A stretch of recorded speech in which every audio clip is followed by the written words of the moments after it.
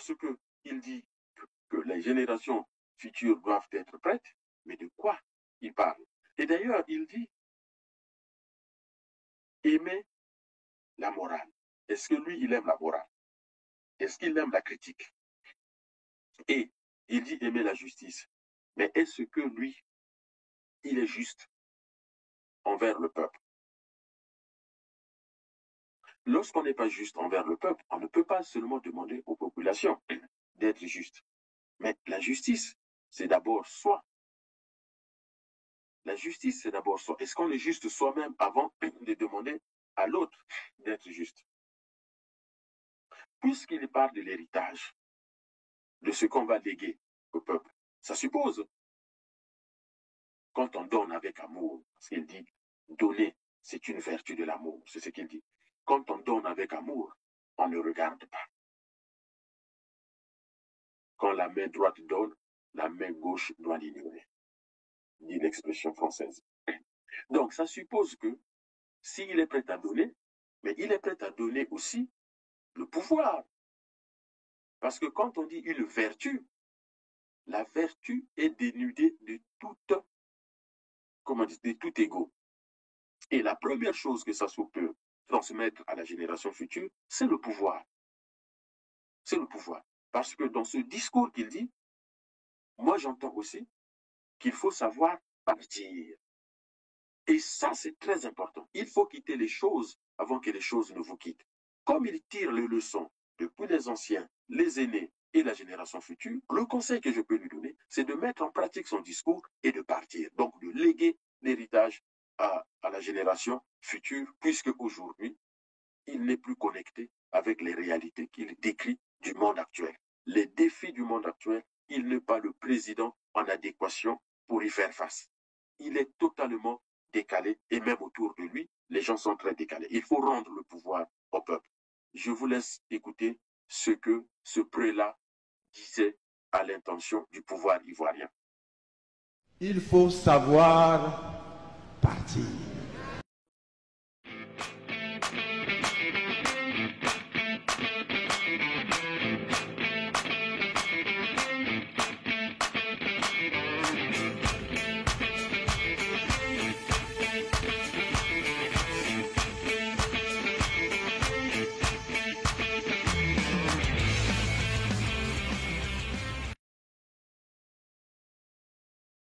Chers téléspectateurs de R7, bonjour.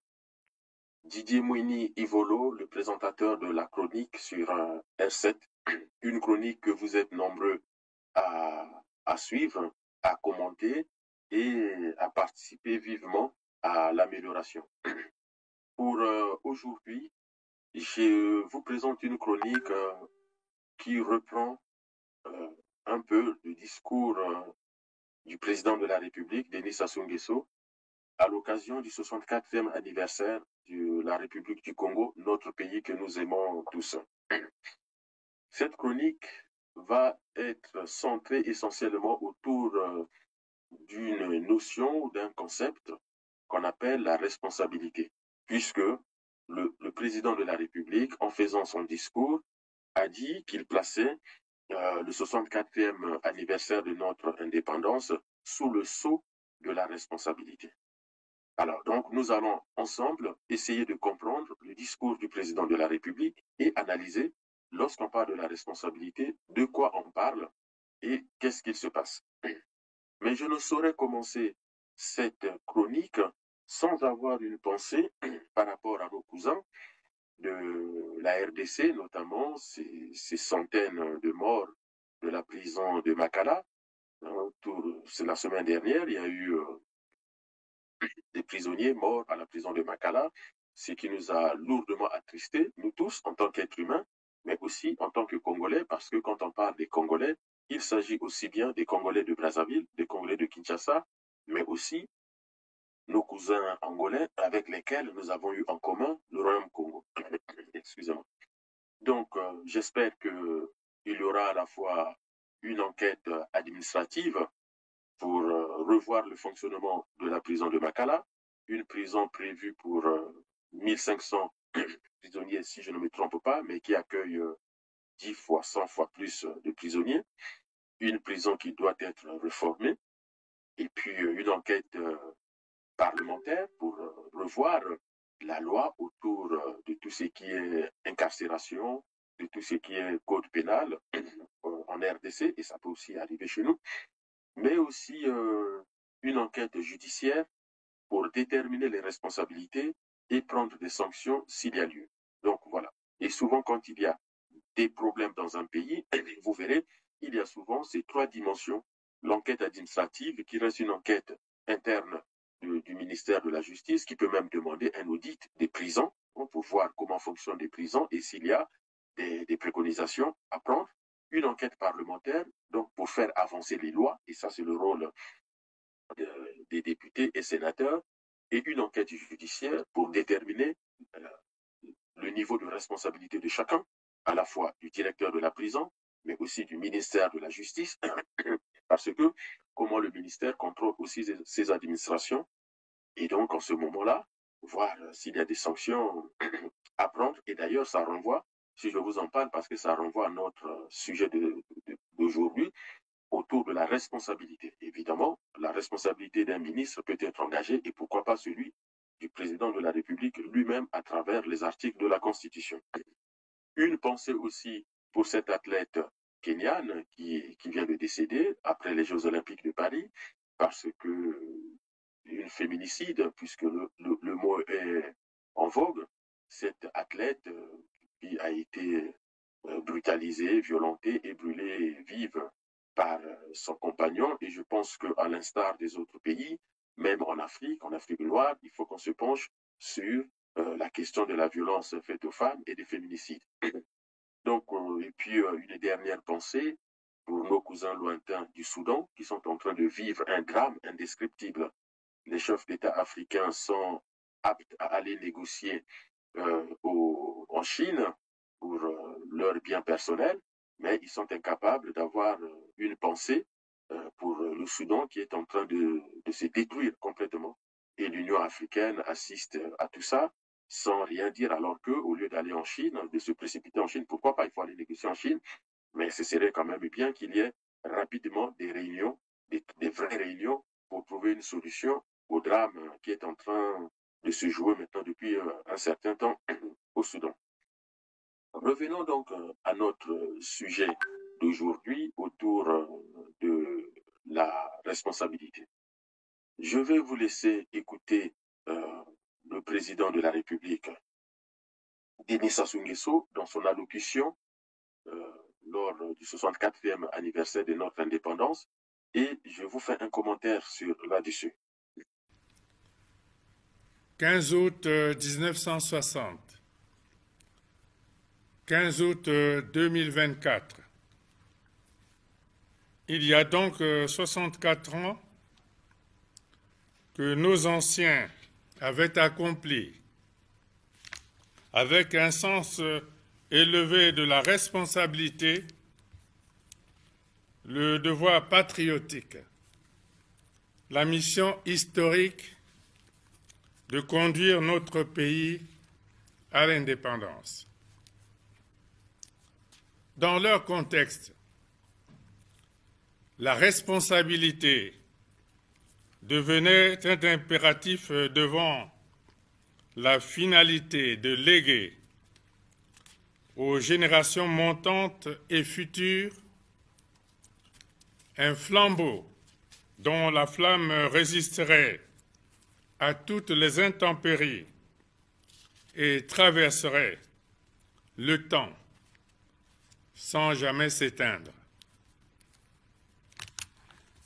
C'est en cela qu'ils ont eu le mérite d'être immortalisés au temple de la reconnaissance infinie de la nation.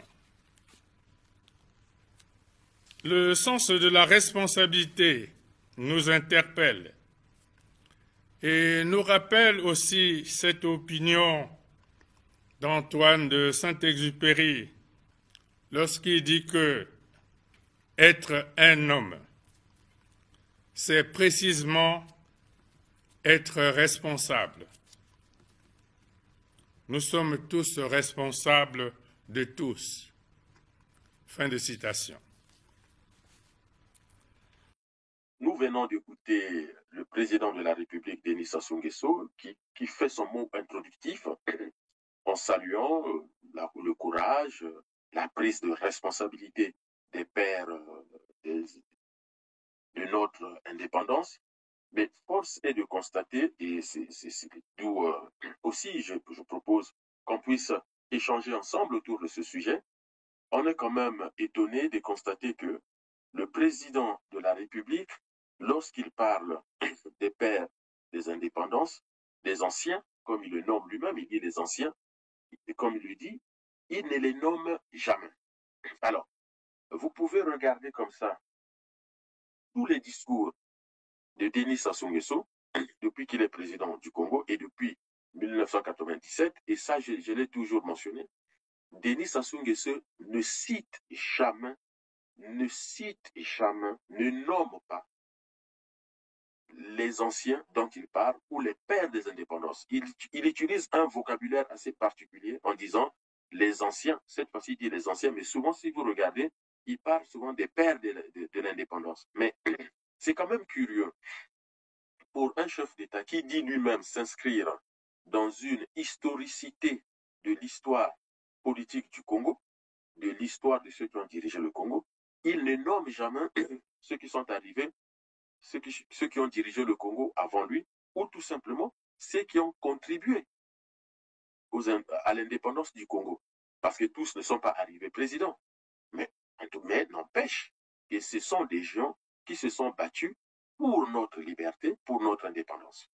Lorsque on célèbre la libération d'un pays, d'un peuple, eh bien, on prend en compte et on les nomme tous ceux qui ont participé à cette libération depuis l'histoire la plus ancienne. Nous pouvons remonter à Chimpavita, nous pouvons remonter au grand prince, au grand roi, Ongo, Luango, Teke, qui eux aussi ont combattu contre la traite négrière, mais surtout contre la pénétration coloniale et l'exploitation économique des terres conquises. On peut aussi parler des gens comme les Mabia Manganga, des Bouetambongo, mais on peut élargir aux grands chefs dans les territoires nord du Congo qui se sont opposés à l'exploitation de nos terres. Or, ces gens, Denis Sassou Nguesso ne les nomme pas, ne les cite pas, et aujourd'hui, il nous parle des anciens. Mais il parle de qui? Et qu'est-ce que ces anciens ont fait pour que nous devenions indépendants? D'ailleurs, lorsque on s'approche de cette fête du 15 août, on voit des gens préparer l'estrade, le boulevard, nettoyer, peindre, embellir partout. Mais Radio Congo, Télé Congo, comme la presse, toute la presse audiovisuelle, mais aussi la presse écrite, devait rappeler aux Congolais qui sont les anciens, qui sont les pères des indépendances. On devrait voir au Congo la souffrance des Congolais pendant la construction du chemin de fer. On doit rappeler au Congo ce qui s'est passé au temps des grandes compagnies concessionnaires. Vous avez Catherine Coquerel-Vidrovitch qui a écrit un livre que tous les Congolais devraient lire. Le Congo au temps de grandes compagnies concessionnaires, c'est-à-dire qu'après la conquête coloniale, pour gérer le territoire du Congo, mais ça a été le cas partout, qu'est-ce que l'administration coloniale française a fait? Elle a dépecé le Congo en morceaux, en territoires, et chaque territoire était géré par une compagnie concessionnaire, faire des concessions. Et parmi lesquelles on peut citer SCKN. SCKN fait partie des compagnies concessionnaires. On a connu les boutiques ou les magasins, les supermarchés SCKN, société commerciale du Kwilu Nyari, et SCKN avait la concession du Kwilu Nyari, c'est-à-dire commercialiser les produits agricoles du Kwilu Nyari. Et à l'époque, quand on parlait du Nyari, c'était surtout la vallée du Nyari, une partie de la Bwenza, la Likoumou, et le Nyari actuel. Donc, remettre dans la tête des Congolais cette histoire qu'on a vécue, redonner aux Congolais leur part de l'histoire, montrer comment le Congo a été conquis, comment Mabiala Manganga a été tué, comment la conquête s'est faite au nord du Congo, les conflits de conquête coloniale, et comment nous avons marché petit à petit vers l'indépendance. Donc, ces anciens, ce ne sont pas des mythes. Non, les anciens ne sont pas des mythes. Il y a toute une documentation qui existe là-dessus. Et ça, il faut que les Congolais soient familiarisés, soient connectés à cette histoire, parce que c'est de là vient notre conscience, la conscience dont il parle. Mais la conscience ne tombe pas du ciel. On nous a promis un Christ qui tomberait du ciel. Au final, c'est une femme qui l'a accouché. Hein, ce Christ tombé du ciel n'existe pas.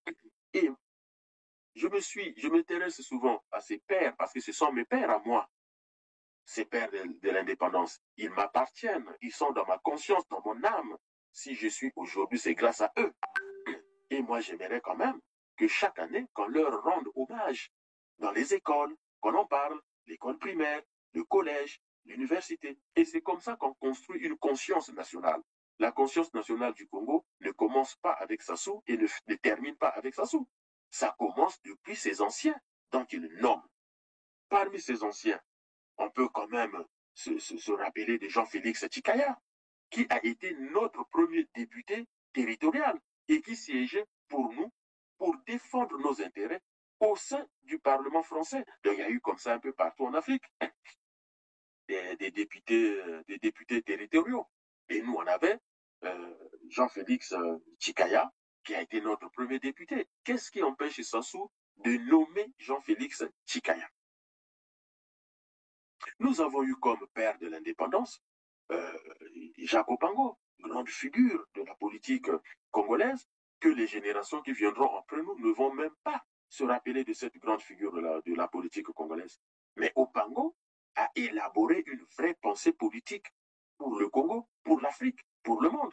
Il avait une vision. Le but, c'est pas de dire si la vision était bonne ou mauvaise, non. Mais à son temps, il a fait ce qu'il a pu et il a réfléchi. La pensée politique d'Opango, pourquoi on n'enseignerait pas ça dès l'école primaire, le collège, le lycée et l'université n'en parlons plus. Et il y a une troisième personne qu'on peut citer, c'est Tchitchélé. Tchitchélé a été aussi une figure de notre indépendance. Notre indépendance n'a pas été violente, meurtrière, guerrière avec la France, mais il y a eu quand même des personnalités historiques qui sont montées au créneau et qui ont travaillé pour que nous devenions indépendants. Et d'ailleurs, à l'époque, le jeu politique était moins tribal qu'aujourd'hui, puisque sans replonger dans cette période totalement, on peut se rappeler que, comment on appelle, Félix Tshikaya, c'est plutôt allié à Jacques Opango, alors que Tchitchélé s'était allié à Yuru, créant l'UDDA RDA, et que du côté de Opango et Tshikaya, c'était le MSA PPC.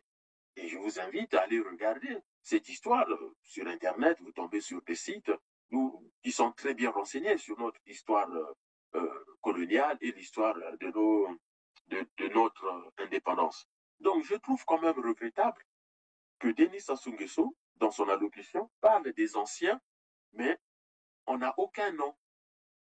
On n'a vraiment aucun nom. Ces anciens qui ont travaillé, qui ont lutté pour notre indépendance. Et il dit notre reconnaissance vis-à-vis des anciens. Mais c'est faux. Là, il est menteur, il ment. Dans la pratique, qu'est-ce qu'on voit? Sassou n'est pas reconnaissant vis-à-vis de Jean-Félix Tshikaya, Tchitchélé ou encore Opango et Yulu. C'est faux. Il est reconnaissant vis-à-vis de qui? Vous savez? De Debraza. Sassou est plus reconnaissant du colonisateur que des anciens qu'il cite. Il les cite pour nous faire plaisir. Mais dans sa conscience à lui, il se reconnaît plus dans l'œuvre de Debraza que dans l'œuvre de Jacques Opango, de Félix Tshikaya, de Yulu et de Tchitchélé. La preuve, je vais vous en donner. Qu'est-ce que vous avez à Brazzaville? Est-ce que vous avez un lieu de mémoire pour ces anciens? Mais par contre, nous avons un lieu de mémoire à Brazzaville pour Debraza. Sassou a préféré dépenser les milliards d'argent public pour aller chercher les restes de Debraza en Algérie et venir construire un grand mausolée avec une directrice à qui on paye des millions pour garder les ossements de Debraza, qui a été le colonisateur, que d'aller chercher le corps de Yulu à Madrid. On sait où se trouve le corps de Yulu à Madrid. Et je vous ai toujours dit, moi, président, l'une des premières choses que je ferais, c'est aussi d'aller chercher les corps de Yulu. C'est pas possible que le premier président du Congo soit enterré à l'extérieur du Congo. Même si je ne crois pas aux fétiches, mais il y a une part de notre malédiction qui vient aussi du fait qu'on ne respecte pas les pères de notre indépendance. Sachez-le, moi, j'ai une souffrance interne de savoir que nous sommes, nous les Noirs africains en général, mais surtout les Congolais, nous sommes les gens qui n'avons pas de respect pour ceux qui ont combattu pour nous. Moi, j'aimerais rendre visite à la tombe d'Opango, de Tchitchélé, de Chikaya, de Yulu, de Massamba Deba, de Maria Ngouabi. Peu importe les erreurs qu'ils ont pu commettre dans leur vie, mais ce sont des gens qui avaient un vrai sentiment national. Ce sont des gens, même s'ils se sont trompés, encore qu'il faut le démontrer, parce qu'à leur époque, les choses n'étaient pas aussi faciles qu'aujourd'hui. Yulu, Massamba Deba n'ont pas eu les milliards que Sassou a eu. L'époque de Jacques Opango, il n'y avait pas de téléphone portable, il n'y avait pas d'Internet pour qu'il soit connecté au monde. Mais il avait quand même une vision très élaborée, très affinée par rapport à son époque et avec un fort sentiment national. Donc voilà déjà, en introduction, Sassou se trompe dans la façon de présenter les anciens et faire croire qu'il les vénère. Non, Sassou vénère le colonisateur. D'où son comportement qui est un comportement de colonisateur. On ne peut pas être disciple d'un maître et chanter le louange d'un autre maître. Platon n'a pas chanté le louange d'un autre philosophe, sinon son maître Socrate. On ne peut pas dire de Platon qu'il est disciple de Socrate, alors qu'il chante le louange, je ne sais pas, d'un autre philosophe de l'époque de Socrate ou avant lui. Lorsque vous vous reconnaissez dans les pères des indépendances, dans la continuité de l'histoire politique du Congo, dans l'historiographie, dans l'histoire générale du Congo, mais citez-les. Dites ce qu'ils ont fait. Et dites, avec leurs moyens, qu'est-ce qu'ils ont pu faire. Et vous, à partir de quand, vous avez repris les choses. On n'a jamais fait l'effort de rendre clair la mort de Massamba Deba, et ne serait-ce que, on dit aux grands hommes la nation reconnaissante, ne serait-ce que pour la reconnaissance de ce que Massamba Deba a fait pour le Congo. Les années 1963, 1968, tout le monde le reconnaît, c'était les meilleures années au Congo où on a industrialisé le Congo et où Massamba Deba a jeté les bases d'un vrai développement économique de notre pays.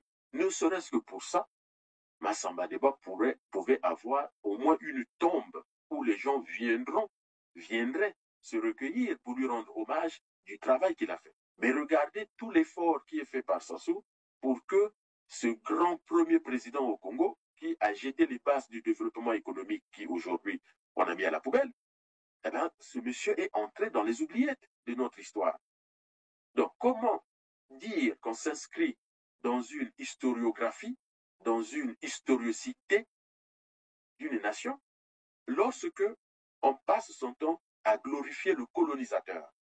Au contraire, de refaire revenir les restes de Debraza au Congo, lui construire un mausolée et faire une fête nationale chaque année en sa mémoire, c'est vraiment cracher, mais vraiment cracher sur Opango, sur Chikaya, sur Tchitchélé et sur Yulu. Pour ne pas dire, c'est cracher sur tous ceux qui ont combattu au nord, depuis Bétou jusqu'à Pointe-Noire, pour notre indépendance. Toutes ces femmes, tous ces hommes, tous ces enfants qui ont donné leur vie pour notre indépendance, le mausolée des Brazza, c'est une insulte en leur mémoire. C'est du crachat, c'est de la salissure qu'on jette sur leur corps.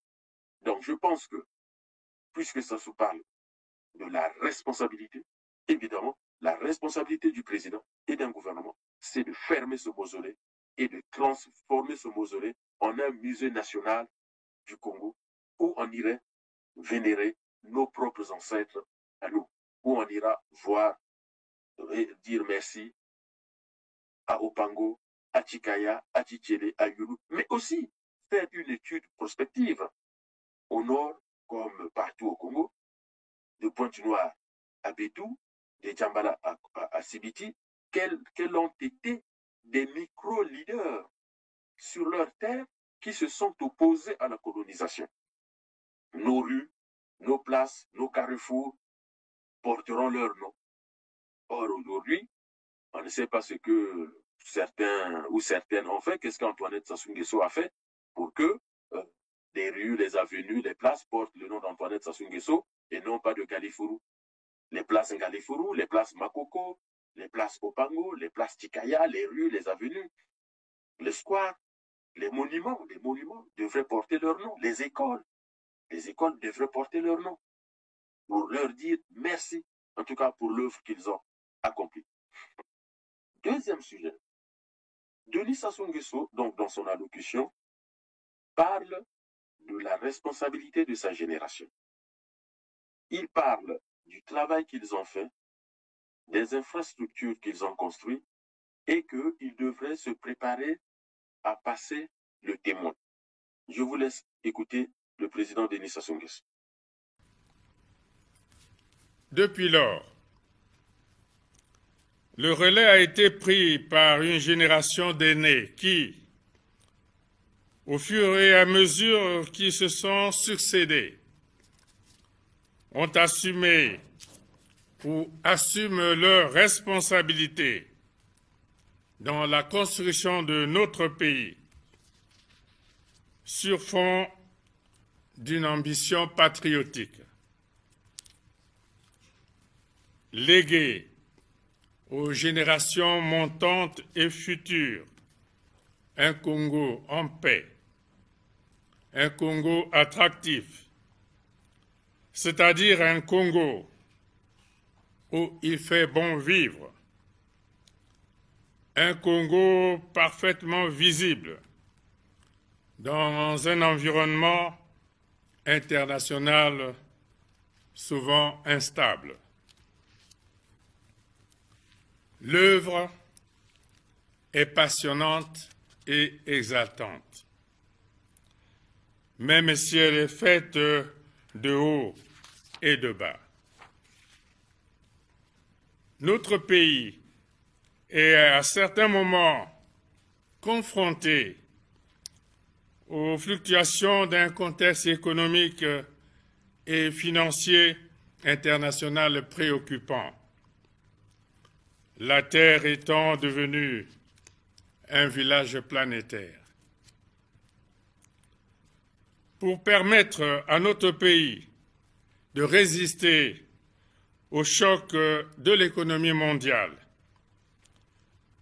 nous sommes parfois amenés à faire des réformes douloureuses et aussi à prendre des mesures dont les résultats positifs ne sont pas toujours immédiats.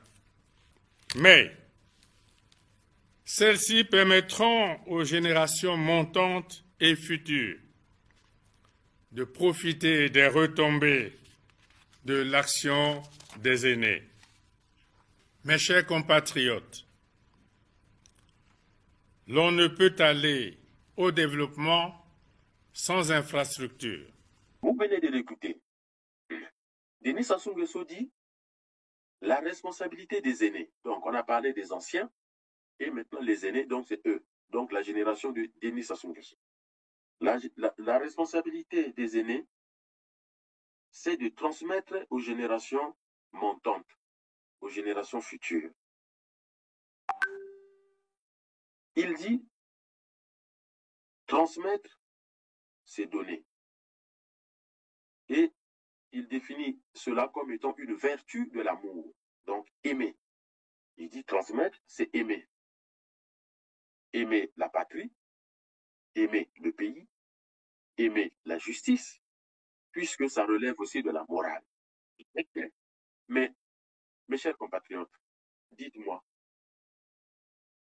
les aînés, ils ont fait quoi et ils vont transmettre quoi? Lorsque l'on sait que pour transmettre à la génération future, il faut préparer cette génération future. Parce que le problème dans cette allocution, on rend les jeunes responsables de leur avenir. Mais pour qu'un être humain soit responsable, il doit être préparé à la responsabilité. Pour vous dire, quand ça se parle des aînés, si les aînés qu'ils sont, ils ont pu succéder aux anciens dont ils parlent aussi, mais c'est parce que les anciens n'ont pas utilisé le tribalisme qu'il utilise. Les anciens n'ont pas utilisé les méthodes qu'il utilise. Lui, il a bénéficié de la formation garantie par les anciens. Il a bénéficié d'un environnement social. Et c'est pour cela que lui, il est arrivé là avec sa bande. Donc les aînés, pour dire nos parents, ont mieux vécu que nous. Et nous, nous sommes en train peut-être de mieux vivre que nos enfants et arrière-petits-enfants. Mais à quel moment s'est faite la cassure? Et c'est quand ça soit arrivé au pouvoir. Pour vous donner des exemples concrets, Denis Sassou Nguesso a eu 14 000 milliards de francs CFA, dont il a qualifié étant les 14 000 milliards des générations futures. Donc cet argent doit servir à préparer donc cette génération montante. Mais il est où cet argent? Où sont passés les 14 000 milliards des générations futures pour préparer la fameuse génération montante? Parce que pour que la génération montante puisse être capable de prendre le relais, il faut que cette génération soit préparée. Lorsque on parle de relais, quand on fait une course de 4 fois 100 mètres relais, mais on ne va pas sélectionner les tortues pour courir. On ira sélectionner plutôt des lièvres. Parce qu'il faut courir pour gagner. Donc, comment on peut prendre le relais si on n'est pas préparé? Mais comment peut-on préparer cette jeunesse à prendre le relais? Mais c'est par l'éducation nationale. Or, quelle est la situation de l'éducation nationale au Congo aujourd'hui? Comment préparer cette jeunesse à prendre le relais? Mais il faut que ce soit une jeunesse en bonne santé. Et quelle est la situation de la santé au Congo? Comment préparer cette jeunesse à prendre le relais? Mais en enseignant à cette jeunesse sa propre histoire, d'où nous venons. La jeunesse va prendre le relais de qui a pris lui-même le relais de qui? Donc, comment installer notre jeunesse dans la continuité de l'histoire du Congo si cette jeunesse est laissée à l'abandon, s'il n'y a pas de politique sociale pour que cette jeunesse soit en capacité de. Et quand on nomme, il faut voir qui est nommé. Sassou ne nomme que ses enfants, ses parents, les gens de son village. Il ne nomme pas la compétence. Si on nommait la compétence, nous serons loin aujourd'hui. Mais c'est parce qu'on nomme la famille, on nomme les amis, peu importe le niveau de compétence, et on voit à quel niveau nous sommes aujourd'hui. Donc, lorsque il dit que les générations futures doivent être prêtes, mais de quoi il parle? Et d'ailleurs, il dit aimer la morale. Est-ce que lui, il aime la morale? Est-ce qu'il aime la critique? Et il dit aimer la justice. Mais est-ce que lui, il est juste envers le peuple? Lorsqu'on n'est pas juste envers le peuple, on ne peut pas seulement demander aux populations d'être juste. Mais la justice, c'est d'abord soi.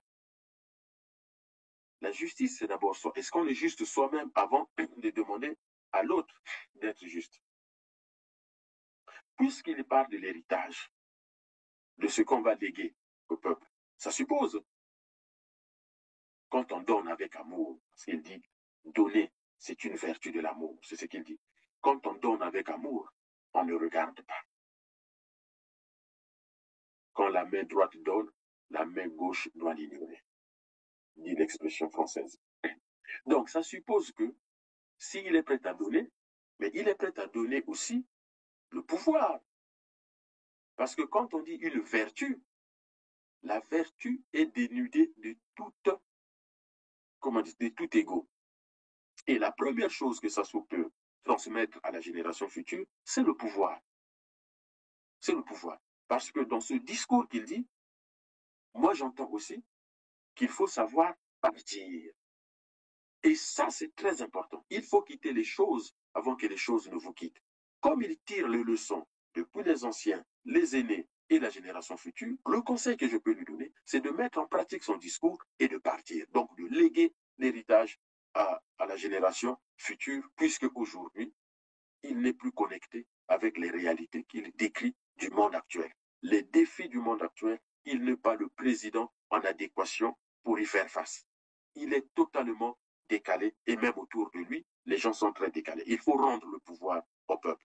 Je vous laisse écouter ce que ce prélat disait à l'intention du pouvoir ivoirien. Il faut savoir partir. On entend donc ce prélat qui s'adresse au Premier ministre ivoirien, qui représente le président de la République dans cet office religieuse, et il lui dit quoi? Il faut savoir partir. Il faut savoir partir. Ça, c'est très important. Personne ne peut terminer l'œuvre de développement d'un pays. C'est faux. Parce que sinon, au niveau où sont certains pays, comme la Chine, le Japon, les États-Unis, surtout les États-Unis, mais les présidents peuvent dire, eh ben, on dort, on va dormir, on va laisser tomber, puisque de toute façon, on est déjà la première puissance, on est déjà une puissance, pourquoi continuer encore? Or, l'œuvre de puissance, l'œuvre de développement, c'est une œuvre continue, infinie dans le temps. Infinie dans le temps. Donc, chacun vient, fait sa part et quitte les choses. D'où la limitation des mandats présidentiels. Donc, si Sassou a vraiment l'amour du pays, s'il est conscient qu'il faut maintenant passer le relais, puisqu'il demande aux Congolais de prendre conscience, mais dans ce cas, la première prise de conscience est celle de dire, 27 ans après, nous n'avons pas été en capacité d'apporter aux Congolais le bonheur qu'ils recherchent. Nous n'avons pas été en mesure d'apporter au peuple l'eau et l'électricité, l'éducation, la santé, ce qu'il nomme lui-même. Eh bien, mes chers amis, mes chers parents, je pense qu'il est peut-être temps de laisser le pouvoir à celui qui est capable vraiment de faire quelque chose. On ne va pas développer le Congo en 5 ans, en 10 ans, en 20 ans, c'est faux. Mais chaque année, les choses peuvent changer petit à petit. Pour conclure dans son discours à la nation, Denis Sassou Nguesso parle du relais de demain. Le relais que les jeunes doivent prendre et il invite les jeunes à une prise de conscience claire des défis de demain. C'est bien. Il demande à la jeunesse d'avoir une vraie volonté d'agir. D'accord? De garder un espoir de développement, de réussite. Mais, et surtout, il les invite à une méditation consciente. Je vous laisse l'écouter. Les relayeurs de demain doivent donc, dès à présent, par une réelle prise de conscience, capitaliser le contenu et les résultats de ce combat au service de la survie de l'humanité. Mes chers compatriotes, là où existe une réelle volonté de faire,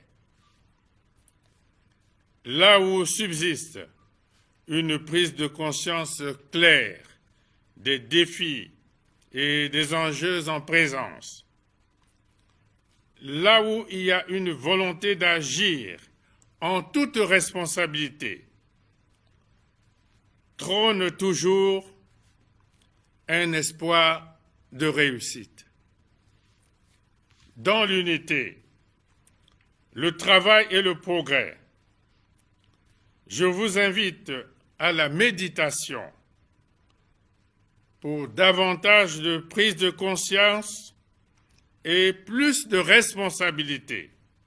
Quand le président tient ses propos, mais c'est des propos, évidemment, très graves, des propos très importants pour n'importe quel humain. Mais est-ce que lui-même, il se met en méditation? Parce que la méditation, pour ceux qui ont fait les sciences ésotériques, ceux qui fréquentent les sociétés secrètes, la méditation a ce mérite de vous connecter à vous-même. La méditation, c'est l'art de se connecter à soi-même, de s'écouter soi-même, d'être connecté avec ses propres émotions, ses propres ressentis, de faire un vrai travail de rétrospection. La méditation, c'est l'acte, l'action par laquelle nous voyageons à l'intérieur de nous-mêmes.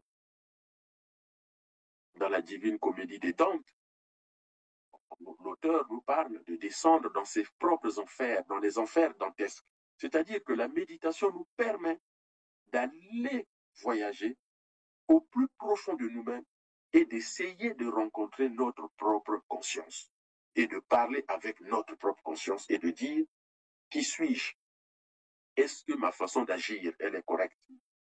Est-ce que ce que je fais, c'est bien pour le peuple? Mais ça, il faut écouter la voix divine à l'intérieur de soi. C'est ça. C'est ce qui permet la méditation. Donc, quand il dit une méditation consciente, je suis tout à fait d'accord avec lui.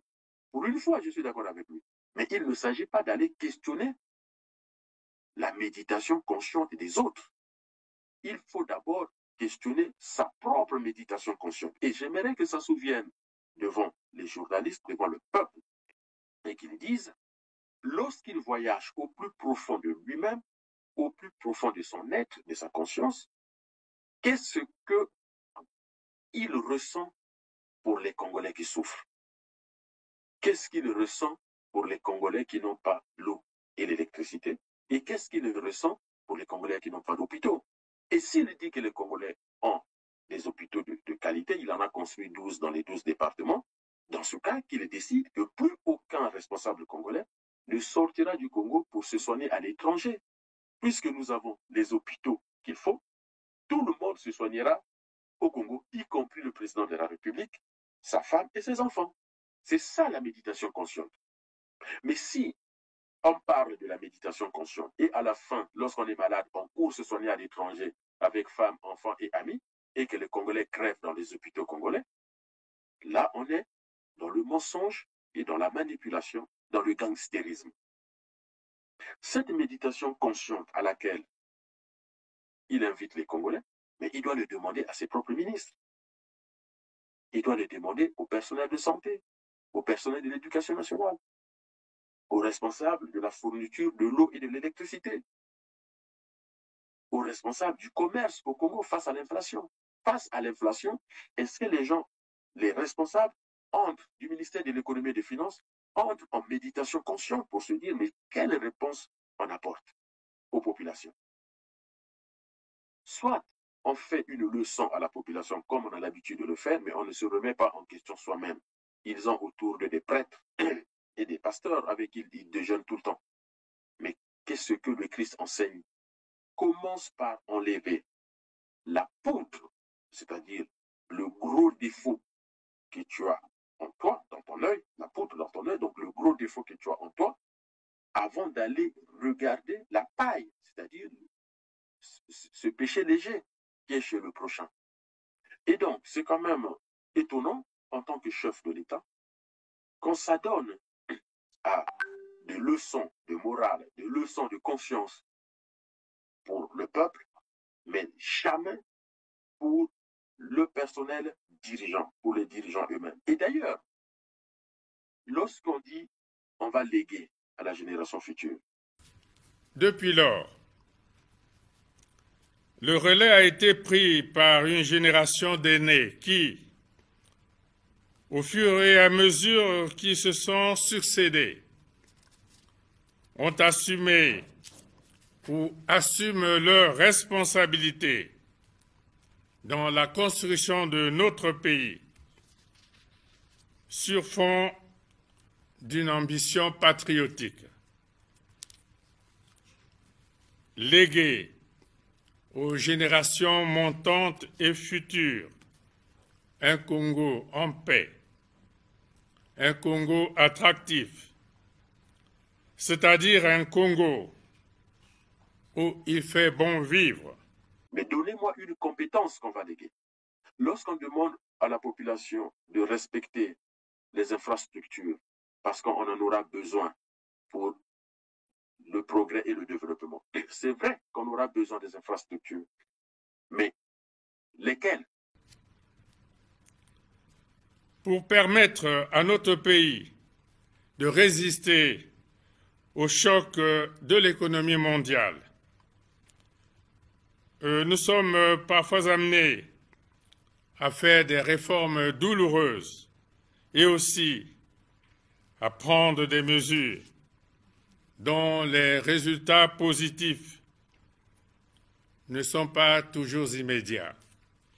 Mais celles-ci permettront aux générations montantes et futures de profiter des retombées de l'action des aînés. Mes chers compatriotes,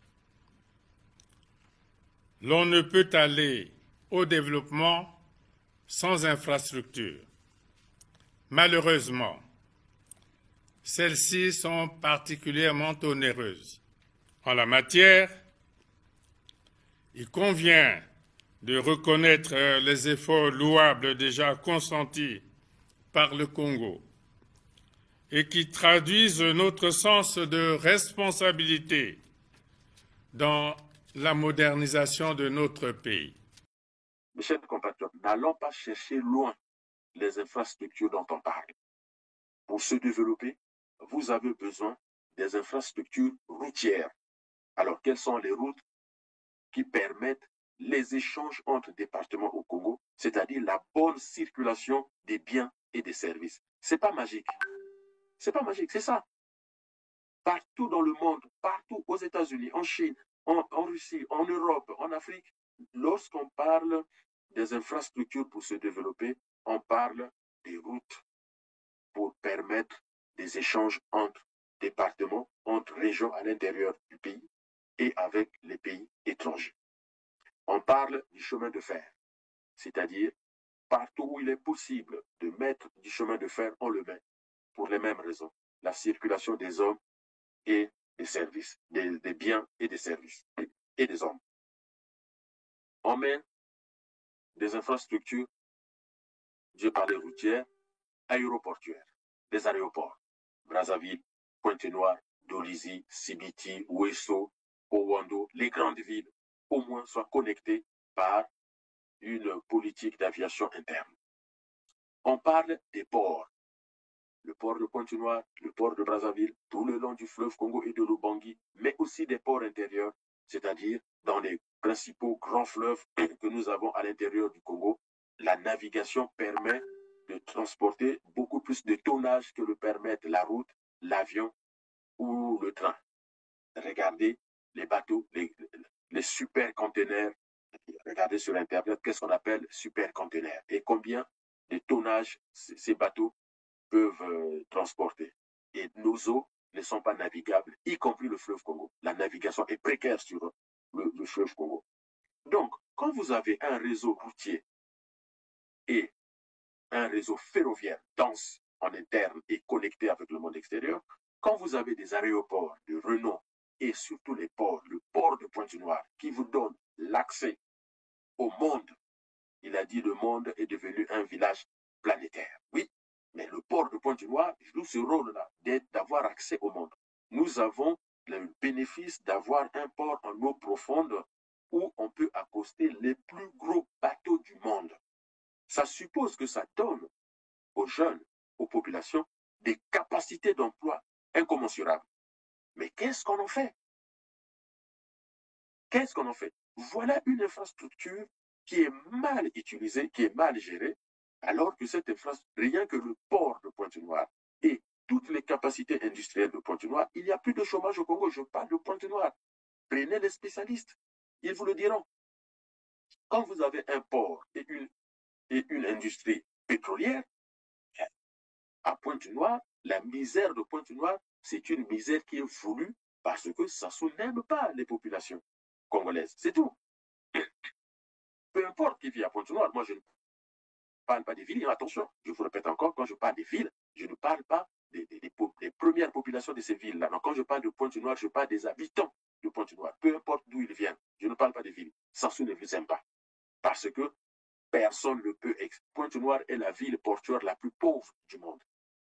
Pointe-Noire est la ville portuaire la plus pauvre du monde. Avec le port de Pointe-Noire et toute l'industrie pétrolière, personne ne peut être en chômage à Pointe-Noire. Vous savez pourquoi? Mais parce que Pointe-Noire ne compte même pas 1 million d'habitants. Pointe-Noire, c'est quoi? 600 000 habitants? 700 000? 800 000? Comment aller expliquer à n'importe quel économiste? Mais interrogez Bakabadio, interrogez le département de l'économie du Congo, le département des sciences économiques, interrogez le ministère des Finances, le ministère de l'Emploi, interrogez-les, le ministère du Commerce, que les techniciens, les hauts cadres de ces ministères-là, qu'ils viennent à la télé, Télé Congo, DRTV, Monsieur Séverin, R7, Ziana TV, peu importe. Mais dites-leur de venir expliquer, est-ce que le niveau de vie des Pontenégrins correspond à la somme d'argent que Pointe-Noire crée comme richesse, pour parler simple, pour que les gens comprennent. Pointe-Noire crée les richesses et cela ne correspond pas au niveau de vie des populations de Pointe-Noire. Si on est dans l'amour, comme Denis Sassou Nguesso le dit, si on est dans aimer les gens, qui sont les salariés de l'économie de Pointe-Noire? Le commerce, le port, l'industrie pétrolière, pour ne citer que ça, mais aussi les services. Il faut une vraie pensée pour créer les biens et les services à Pointe-Noire. Parce que Pointe-Noire, c'est notre porte de connexion avec le monde. Nous avons l'océan Atlantique. Et depuis l'océan Atlantique, vous pouvez aller partout dans le monde, vous pouvez faire du commerce partout dans le monde, vous pouvez exporter et importer partout dans le monde sans problème. Regardez les bisbilles entre le Niger et le Bénin. Du fait que le Niger produit du pétrole, que la Chine achète, et le Niger est obligé de passer par le Bénin et que ça crée des problèmes. Et nous, on a le port de Pointe-Noire. Et la connexion avec le nord, nous avons le fleuve Congo. C'est-à-dire qu'aujourd'hui, il n'y a aucun souci, de fournir n'importe quel point du Congo, que ce soit par le train, par le bateau, par l'aérien ou par la route. Le tout, c'est de construire ces infrastructures-là. En dehors de ce que je viens de vous citer, il n'y a pas d'autres infrastructures pour permettre les échanges. Le développement, le commerce, c'est acheter et vendre. Je vais acheter quoi? Je vends quoi? C'est ça. Point. Quand on a compris ça, on a décortiqué le sujet. Et donc, si on aime le pays et qu'on veut léguer aux populations les infrastructures, eh ben, il faut construire les infrastructures de qualité. De qualité. Pas les routes qui se détruisent au bout d'un an ou deux. Pas les ports qui sont médiocres. Pas les aéroports qui sont en panne tout le temps. Les escalators en panne, la climatisation en panne, les pistes ne fonctionnent pas correctement et les avions sont lavés à la main. Comment on fait pour laver un Boeing 747 à la main? On ne peut pas. Donc, nous ne pouvons pas être un lieu qui peut accueillir ce genre d'avions. Parce qu'en cas de panne, qui sont les techniciens, les ingénieurs pour les réparer? Qui sont les techniciens pour nos usines? Puisqu'on veut léguer les infrastructures aux gens. Mais comment on les prépare? C'est ça le vrai sujet. Il ne suffit pas de dire un discours, mais il faut poser des actes. Voyez-vous que ce discours que nous tient le président de la République, Denis Sassou Nguesso, c'est un discours qui est vague, qui est nul et qui est confus, parce que ce discours n'est connecté à aucune réalité depuis les 27 ans qu'il est au pouvoir. Ça fait quand même 27 ans qu'il est revenu au pouvoir. Il a été au pouvoir 12 ans avant, de 79 à 1992. Mais il a été ministre de Mariam Wabi. Il a été aux affaires avant d'être président. Donc, quelles sont les leçons qu'il a tirées de toute cette expérience qu'il dit vouloir transmettre? Parce que pour le moment, on ne voit que de la médiocrité, soyons sérieux. Entre les richesses créées au Congo et le niveau de vie des Congolais, on ne voit pas.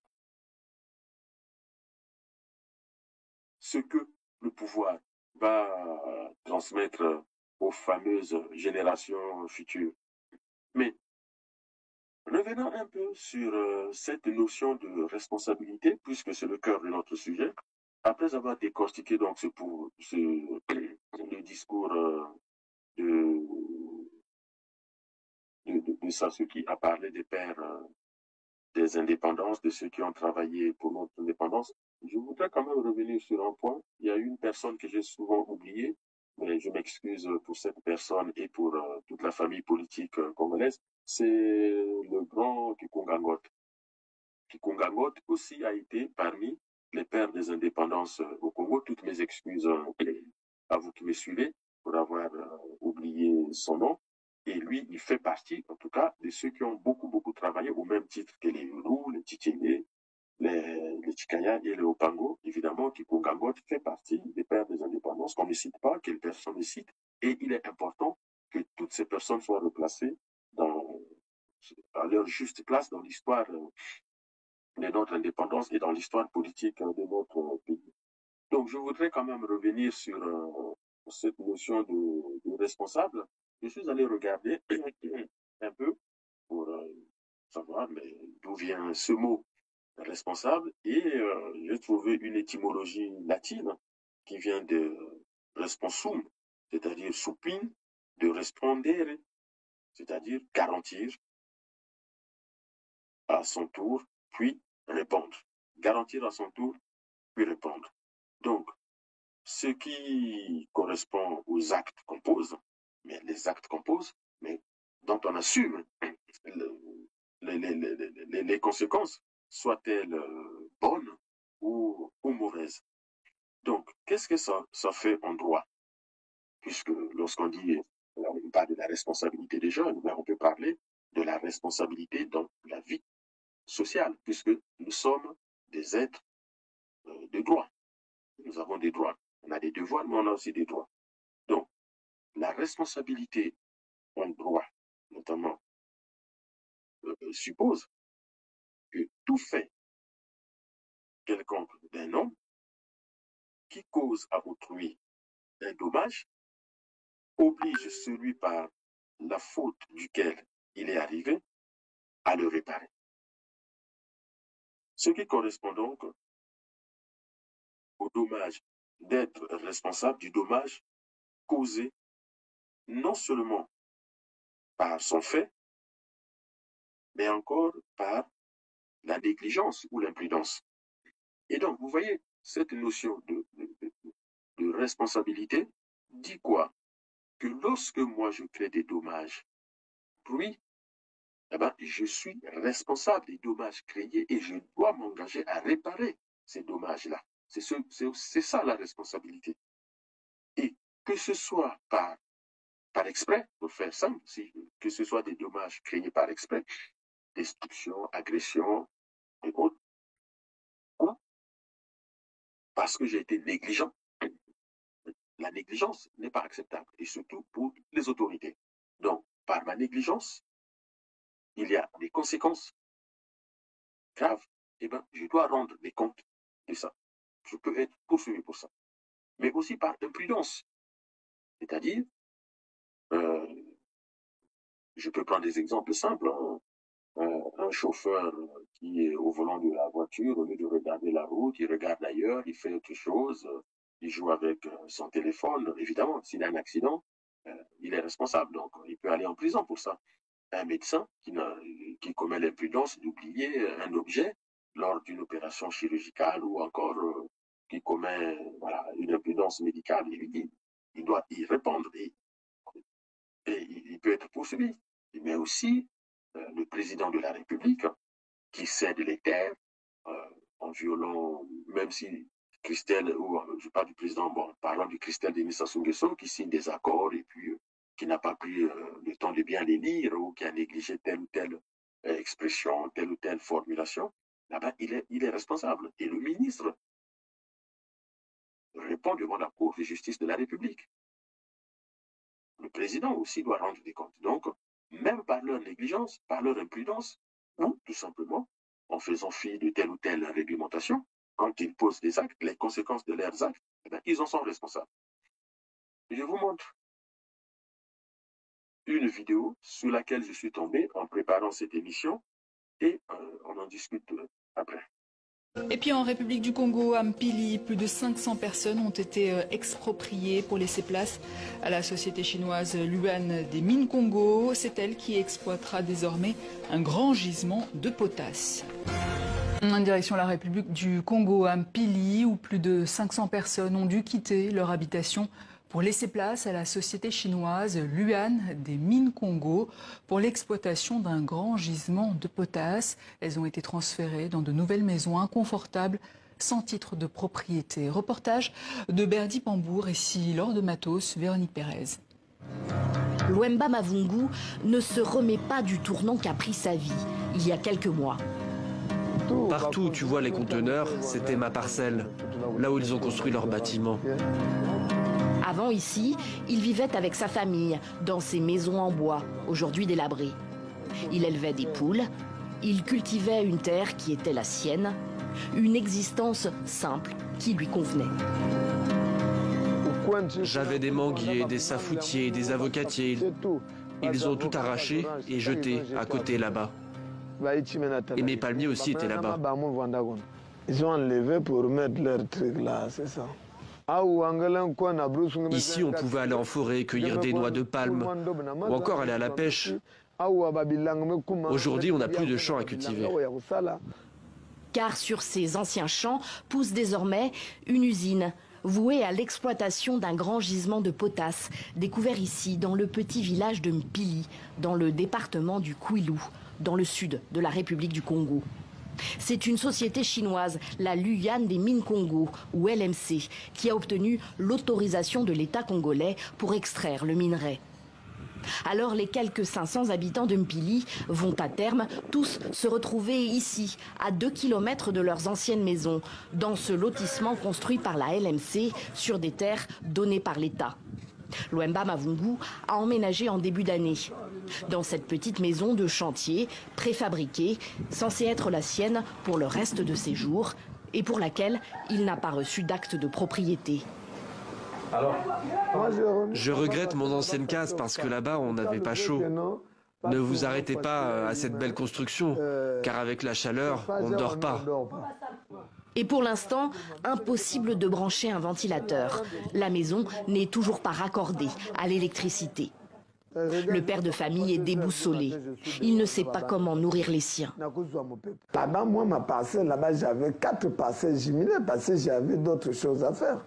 Ici, là, on vient me donner, vous pouvez calculer, il n'y a même pas de parcelle de 400 mètres ici, carrés ou 500 mètres carrés. Ça, c'est des choses de 80 comme ça, là.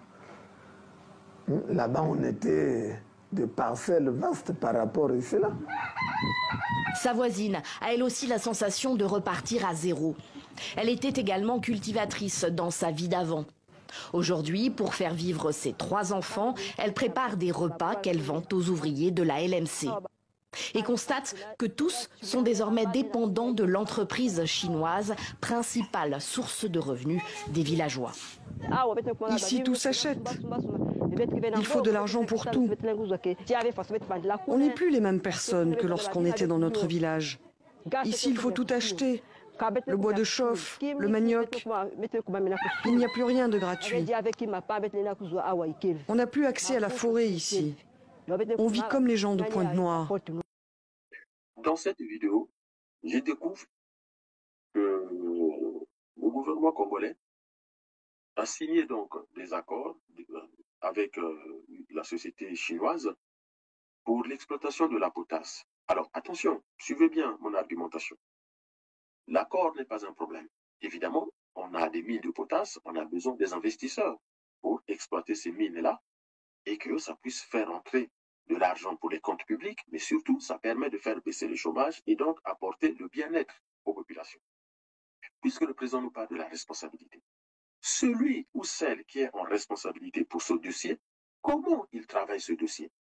Il trouve des investisseurs chinois. Déjà, première chose, une société ne peut pas investir dans un pays, peu importe lequel, et puisse détenir à 100% la propriété d'une entreprise.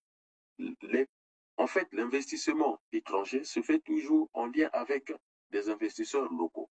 Il faut qu'on sache, à un moment donné, toutes ces entreprises qui viennent investir chez nous, c'est qui leurs partenaires locaux? Moi, je n'en fais pas un problème, mais il faut qu'on sache quand même qui sont les partenaires locaux. Vous voyez ces populations qui disent, ils ont été spoliés. Alors, ce monsieur est précis. Il dit, moi, j'avais l'équivalent à peu près de 4 terrains. Et on lui donne même pas l'équivalent d'un terrain. Le terrain, c'est 20 mètres sur 20 mètres, ça fait 400 mètres carrés. Et lui, il dit, il est autour de 80 mètres carrés. Il était autosuffisant. Toutes ces populations que vous voyez, vous entendez leurs plaintes, ces gens étaient autosuffisants. Ils vivaient chez eux. Ils faisaient leur agriculture, soit-elle de subsistance, mais ils avaient leur agriculture, ils avaient leur élevage, ils élevaient leurs petits. Ils avaient leur vie tranquille, ils n'embêtaient personne, ils n'emmerdaient personne. Arrive une société qui dit, je viens investir dans les mines de potasse. Pourquoi pas? Les mines de potasse aujourd'hui sont très recherchées. Vous savez pourquoi? Parce que depuis la guerre en Russie, les grands fournisseurs des engrais, les grands pays qui fournissaient les engrais agricoles, presque au monde entier, c'était la Russie et l'Ukraine. Or, ces deux pays se battent. Donc, il y a un problème d'approvisionnement mondial en engrais agricoles. En Afrique, le seul pays, c'est le Maroc. Donc, avec nos gisements de potasse, on a la possibilité d'avoir beaucoup d'argent pour nos comptes publics, mais surtout beaucoup d'emplois. Les 2000 emplois, c'est du n'importe quoi. On est en train de nous tromper une fois de plus, parce que les négociateurs sont médiocres. Il faut qu'on publie le cahier de charges pour que nous-mêmes nous puissions l'étudier, pour que nos spécialistes aussi puissent l'étudier. Bref, donc aujourd'hui, tous les pays du monde, tous les pays agricoles sont à la recherche des engrais agricoles. Donc la Chine, tant mieux, a trouvé qu'il faut relancer la production de la potasse chez nous pour fabriquer les engrais agricoles. C'est bien pour nous, pour notre économie, mais pour notre population. Mais là où le bas blesse, on ne peut pas exproprier les gens de cette façon-là, ou les gens qui vivaient bien, du fait de l'expropriation de leurs terres, ils se sont appauvris. C'est-à-dire qu'on veut changer de paradigme, aller vers une économie, comment on appelle ça, une économie agricole ou une économie qui sécurise les populations. Au lieu de ça, on est en train de créer une économie qui insécurise les populations. Parce que ces gens qui vivaient tranquillement, ils sont combien? 500 personnes. Et le gouvernement n'est pas capable de réfléchir avec les Chinois comment donner à ces 500 personnes l'équivalent des mêmes terrains qu'ils avaient en termes de surface, sinon plus, juste transférer ailleurs leur modèle économique, juste transférer, et c'est ce que dit ce monsieur, écoutez-le. Il a demandé juste qu'on puisse transférer, ils n'ont pas refusé que l'État congolais puisse occuper ces terres-là. Mais nous avons un État réellement irresponsable en la matière. Ils ont juste demandé qu'on transfère leur... Ils ne peuvent plus faire leur élevage, ils ne peuvent plus faire leur agriculture, et ils doivent tout acheter. Non seulement ils doivent... Et personne ne leur garantit un revenu mensuel décent qui leur permette de garder le même niveau de vie. Et là, on est dans l'irresponsabilité du gouvernement congolais et de Denis Sassou Nguesso, puisque ces accords-là sont validés par lui. Donc, vous voyez, et on nous parle de la responsabilité. Ces populations ne savent plus comment s'occuper de leurs enfants. Et pire, puisque nous sommes dans un contexte mondial, ça soit dit, des changements climatiques, il fait de plus en plus chaud au Congo. Ce monsieur vous le rappelle, il avait construit sa baraque avec du bois de tel que quand il faisait chaud, il avait de l'ombre. Et aujourd'hui, on ne sait pas à base de quels matériaux les Chinois ont construit ces maisons. Et moi, en voyant ces maisons, je pense que c'est le recyclage des containers. Et donc, il a raison quand il dit, quand il fait chaud, impossible de dormir à l'intérieur, impossible d'avoir un coin de fraîcheur. Pour les enfants, c'est terrible. Voilà un gouvernement irresponsable qui, au lieu de protéger sa population, préfère brader les ressources minières du Congo, mais en plus, déplacer sa population qui, du fait de ces déplacements, s'appauvrit. Est-ce que c'est ça l'héritage de Sassou Nguesso? Parce que c'est bien beau de faire des grands discours, mais soyons concrets. Je vous disais lors de la chronique précédente que je fais mien ce que Karl Marx dit au sujet des philosophes. De l'Antiquité jusqu'à nos jours, 11e thèse de Karl Marx et Feuerbach, les philosophes n'ont fait qu'interpréter le monde de différentes manières, c'est-à-dire ils nous ont abreuvé de la théorie. Mais maintenant, il faut transformer. Et donc, au lieu de nous faire juste des discours, Denis Sassou Nguesso, qui est marxiste-léniniste, ferait mieux d'écouter Marx pour transformer le Congo en garantissant le bien-être de la population. C'est-à-dire, quand on fait venir une entreprise, ce n'est pas seulement faire un discours, mais veiller à ce que cette entreprise ne puisse pas appauvrir les populations là où cette entreprise s'implante. Pourquoi ces personnes peuvent-elles pas avoir l'équivalent de ce qu'ils ont perdu en surface de terre ou plus, continuer leur modèle de vie, mais tout en leur garantissant une couverture maladie, la scolarité pour leurs enfants, la santé, l'eau, l'électricité et les routes, là où ces populations sont, pour que deux choses, écoutez-moi bien, deux choses. Un, ceux qui veulent prospérer dans cette agriculture soient les fournisseurs des Chinois qui vont manger, c'est-à-dire les légumes, la viande, les poulets, tout, les œufs, ce sont eux qui fournissent. Donc, on leur sécurise sur le plan du financement. Et deuxièmement, les enfants de ces 500 personnes sont prioritaires lorsque l'usine va commencer à tourner, qu'on les recrute, peu importe les postes, et qu'on les forme. On appelle ça aussi transfert de technologie.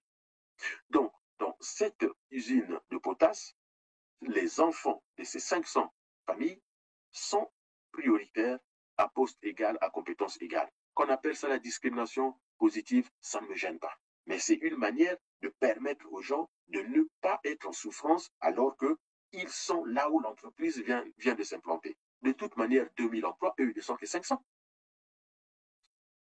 Et si vous grattez, si vous regardez le cahier de charge, ce que l'entreprise chinoise va avoir comme bénéfice, on doit être autour pour ces mines de potasse. Si on prend il faut regarder dans le cahier de charge quels sont les différents métiers. Eh bien, tous les sous-métiers, sauf les cadres, il faut qu'il n'y ait que des Congolais, aucun Chinois. C'est ça, partout dans le monde, c'est comme ça. Je peux vous assurer que vous n'avez pas des Américains manœuvres dans les entreprises américaines en Chine. Peugeot, Citroën et Faurecia sont implantés en Chine. BMW est implanté en Chine. Dans ces entreprises-là, vous n'avez pas des ouvriers américains, français ou allemands. Ce sont des ouvriers chinois. Alors, soyons sérieux. Soyons sérieux. Il faut qu'on prenne une décision claire de responsabilité. Lorsqu'une entreprise s'implante au Congo, tous les métiers qui ne sont pas les métiers de cadre sont réservés uniquement aux Congolais. Point. Ce n'est pas négociable. Et dans les métiers de cadre, quel pourcentage pour les étrangers et quel pourcentage pour les Congolais, pour que les Congolais puissent apprendre aussi et qu'il y ait un vrai transfert de technologie. Le transfert de technologie, ce n'est pas quelque chose qu'on viendra vous servir sur une assiette. Le transfert de technologie, c'est une méthodologie de travail.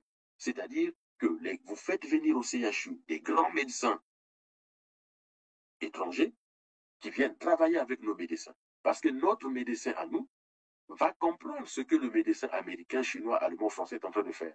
Mais si les médecins étrangers viennent pour les opérations, et on leur colle seulement des infirmières ou des infirmiers, mais un infirmier qui l'accompagne ne va pas comprendre ce qu'il est en train de faire. Lorsque les ingénieurs chinois, brésiliens ou autres français sont en train de construire les ponts, les infrastructures de renom comme dit Sassou, mais il faut que les ingénieurs congolais soient à côté d'eux pour comprendre que là, il a fait une dérivation. Là, on n'est plus dans la dérivation, on est dans la dérivation de la dérivation. Mais lorsqu'on leur colle que des ouvriers qui ne comprennent pas les formules qu'ils utilisent, c'est ça notre problème. Et si je vous le dis, parce que j'ai étudié 4 ans en Chine, c'est ce qui se passe. Lorsque la Chine achète 50 Boeing ou Airbus, 30 seront fabriqués en Chine avec transfert de technologie et 20 dans le pays où on a acheté en Europe ou aux États-Unis. Mais si les Américains disent on vous vend 50 Boeing et les 50 Boeing seront fabriqués aux États-Unis, livrés clé en main, les Chinois ne signeront jamais. Allez vérifier. Partout dans le monde, ça fonctionne comme ça. Donc voilà les gens qu'on a spolié les terres. On leur a donné 5 fois moins la surface que les gens avaient, et en plus, on les plonge dans la pauvreté.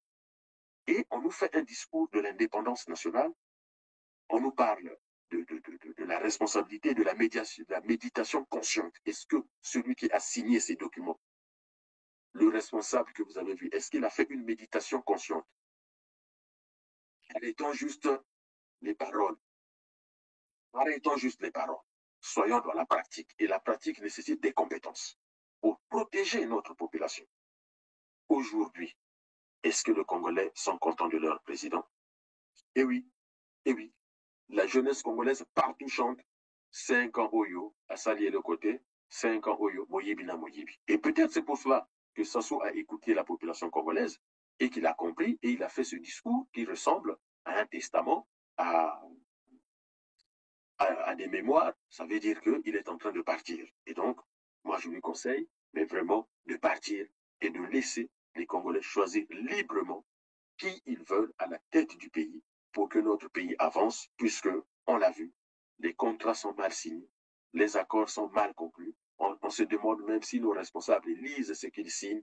On a même l'impression qu'ils ne lisent pas ce qu'ils signent et que ils sont là que pour leur bien-être. Et puis, je vous dis encore, si le président Sassou est vraiment un être responsable, parce que quand il cite Saint-Exupéry, il faut savoir que la problématique de Saint-Exupéry a été toujours la problématique de l'adulte et de la responsabilité. Même quand il écrit le Petit Prince, le problème du Petit Prince est de s'interroger, est-ce qu'il y a nécessité d'être adulte? Est-ce que les adultes sont des responsables? Est-ce que les hommes, les femmes aussi, sont des responsables? Mais si on est responsable, un responsable, il fait quoi? Et Saint-Exupéry explique bien que le responsable, c'est celui qui peut aussi sentir la honte, même pour ce qu'il n'a pas fait. Et quand vous voyez la population congolaise, mais la population congolaise est totalement responsable. Même quand on la critique, moi j'entends les critiques parfois d'Asie Dominique de Marseille ou de Teofilo Benga. Mais les Congolais, quand ils ont honte, lorsque les Diables Rouges perdent un match, mais ça montre qu'ils sont responsables. Lorsqu'ils ont honte de leur pays qui est arrosé par des cours d'eau douce et n'a pas l'eau et l'électricité, ils ont raison. Lorsqu'ils voient que dans les fleuves que nous avons, je vous laisse voir cette photo.